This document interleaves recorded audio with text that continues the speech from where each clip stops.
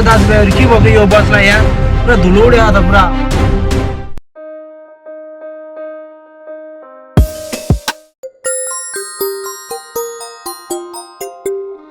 ल ल ल ल बुवा ल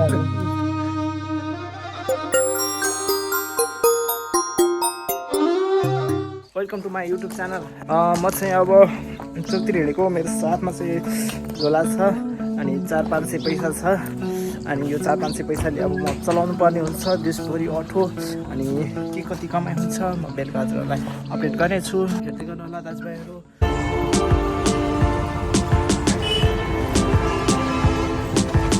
अहिले चाहिँ हामी चोकमा छौँ होइन दाजुभाइहरू हेलो दाइ गएको छ के अटो मर्निङ हेलो दाइ मर्निङ हेलो दाइ मर्निङ भाइ ल अब चाहिँ दाइहरूसँग गुड मर्निङ गरिसकेँ अब दाइले चाहिँ हाई गर्नुभएको छ सबैजनालाई है हजुरहरू सबैजनालाई दाइहरूसँग मर्निङ गरिसकेँ म पार्किङमा अटो राखिसकेको छु अब चाहिँ दाजुभाइहरूसँग हल्का गफगाफ हुन्छ हजुरहरू हेर्दै गर्नु होला हेलो दाजुभाइहरू के भएको यो बसलाई यहाँ पुरा धुलो उड्यो त पुरा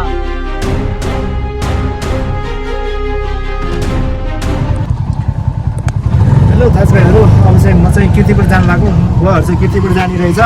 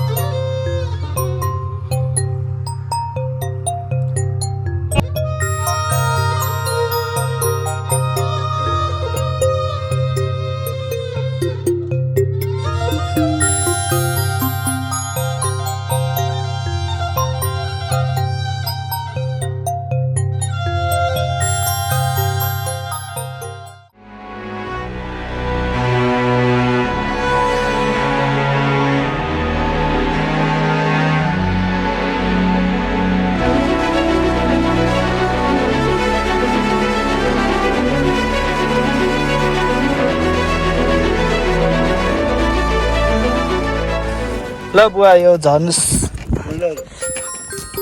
ए सजिलो छ नि बुवा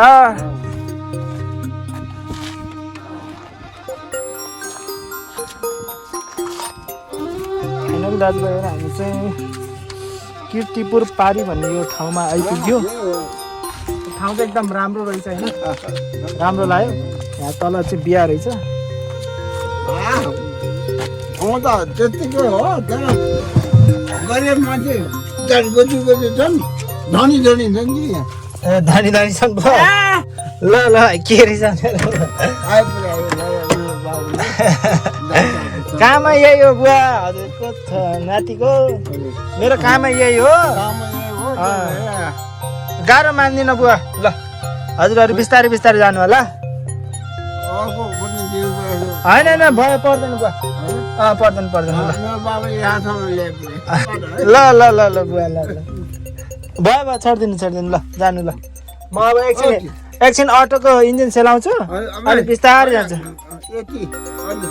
म खाजा खानु बुवा घरै खाएर आएको अब मेरो उता तल फोन आयो म जान्छु है ल ल ल ल ल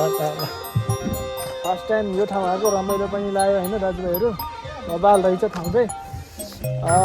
अलि मौसम चाहिँ अलिक क्लियर रहेन चाहिँ कि नत्र पनि हजुरहरूलाई म देखाइदिन्छु बबाल ठाउँ छु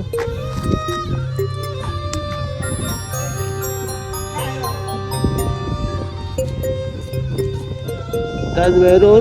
त्यो माथि देख्नुभएको चाहिँ देप्चुन डाँडा है त्यो डाँडामा घुम्न जानु चाहिँ यस्तो रमाइलो हुन्छ क्या एकदम हाइटमा छ एकदम हाइटमा छ कि त्यो डाँडाहरू देख्नुभएको चाहिँ यतापट्टिको चाहिँ बर्चुली हो यतापट्टिको चाहिँ देप्चुली हो अनि एकदम हाइटमा छ है हजुरहरू घुम्न आउन सक्नुहुन्छ बबाल ठाउँ छ फर्स्ट टाइम आएको हावा मौसम पनि यस्तो दामी रहेछ चिसो चिसो चिसो चिसो हावा चलिरहेछ एकछिन यसै घुमेर जाम जस्तो लागिरह ठाउँ चाहिँ छोड्नै मन नलाग्ने ठाउँ चाहिँ पुरा कस्तो दामी है मलाई चाहिँ बबाल मनपर्छ कि यस्तो ठाउँहरू मेरो पार घर यस्तै थियो होइन याद आउँछ यो डाँडा यतातिर आउँदाखेरि चाहिँ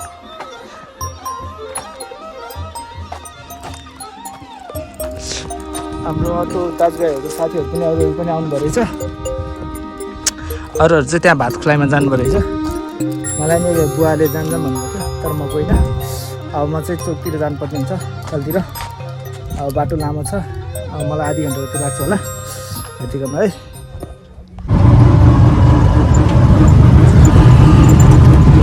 हेलो साथीहरू म चाहिँ फर्किँदै गरेको अवस्था है दुईजनालाई पुरा अनि म फर्किएको अवस्था हो बाटो देख्न सक्नुहुन्छ यस्तो भवाल छ यता डाँडा काँडा हेर्न सक्नुहुन्छ भवालै छ अब ठाडै ओह्रालो छ क्या दाजुभाइहरू साथीहरू ठाडै ओह्रालो छ होइन अब चाहिँ म बिस्तारै बिस्तारै ओर्लिनुपर्छ गाउँ देख्न सक्नुहुन्छ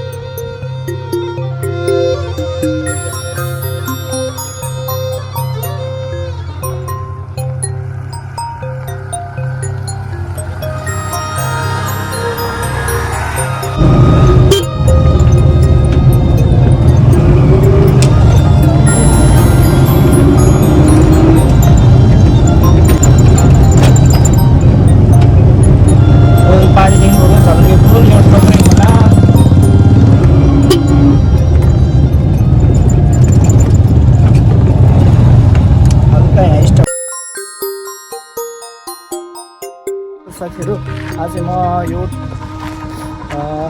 मुन्डेभन्दा थोरै मासतिर टोक्रे खोलामा छु होइन यहाँ चाहिँ मान्छे लिएर आएको थिएँ अहिले चाहिँ म यहाँ बसिरहेको अवस्थामा छु किनकि यहाँ यस्तो बस्नुमा लाग्छ किनभने एकदम शीतल हुन्छ होइन यहाँ हजुरको सिन देखाइदिन चाहन्छु है हजुरहरूलाई म हजुरहरूलाई यहाँको सिन देखाउँछु है यतापट्टि झलुङ्गे पुल छ होइन यस्तो दामी छ यो पुल भयो यो खोला भयो भोलि पर्सि यहाँनिर पुरै पानी नै पानी हुन्छ होइन पौडी खेल्न आउने हामी यहीँ हो अनि यतापट्टि सेक्न सक्नुहुन्छ पुरै डाँडा काँडा छ यतापट्टि तल यो बाटो सिधै अब हामी दलदली गइन्छ अब म दलदली बाटो छैन दाजुभाइहरू